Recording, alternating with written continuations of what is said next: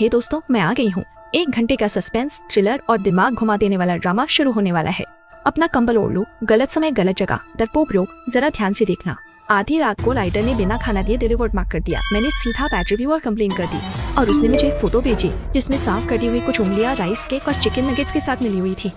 Madam, अपनी गलती की माफी मांगने के लिए मैंने आपके खाने में कुछ एक्स्ट्रा मिला दिया है।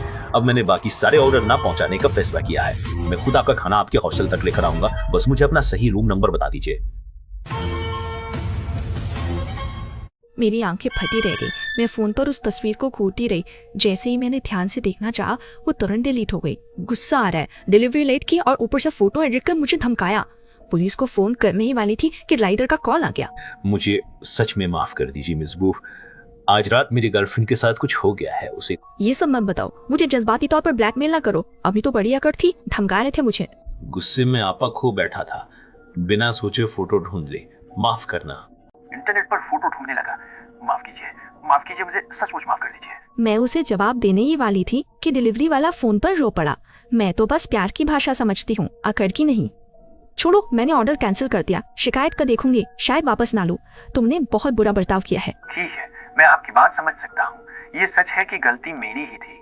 शुक्रिया आपका, बहुत बहुत शुक्रिया। फोन रखते ही डिलीवरी बॉय की भेजी वो फोटो अचानक याद आ गई। इंटरनेट की फोटो, पर वो चिकन तो सिर्फ कॉलेज के पास मिलता है। या सच में उसने? कहीं ये मेरी रूममेट नाना का तो नहीं जो खाना लाने गई थी? अगर मेरी वजह से उसे कुछ हुआ तो मैं उसके घर वालों का सामना कैसे करूंगी?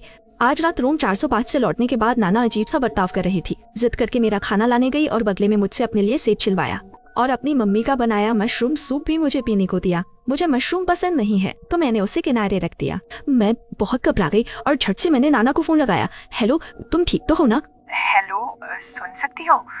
ठीक है, यहाँ सिग्नल कम है, बाद में तुमसे बात करती हूँ। उसकी जानी पहचानी आवाज सुनकर मुझे थोड़ा अजीब लगा, पर छोड़ो, मैं ज्यादा सोचना नहीं चाहती। वो डिलीवरी लेकर स्कूल आ रही है, शायद पहुँचने ही वाली है। मैंने सोचा और रिफंड कैंसिल कर दिया। अचानक हाथ की पुष्ट में दर्द और खुजली होने लगी। जरूर ठंडे पानी के छूने से पुरानी फ्रॉस्ट वाइप फिर उभर आई है। अरे आगे से ध्यान रखना होगा। पुराना पंखा चरमर कर रहा था और मुझे पता ही नहीं चला कब नींद आ गई। कदमों की आहट से मेरी नींद खुल गई।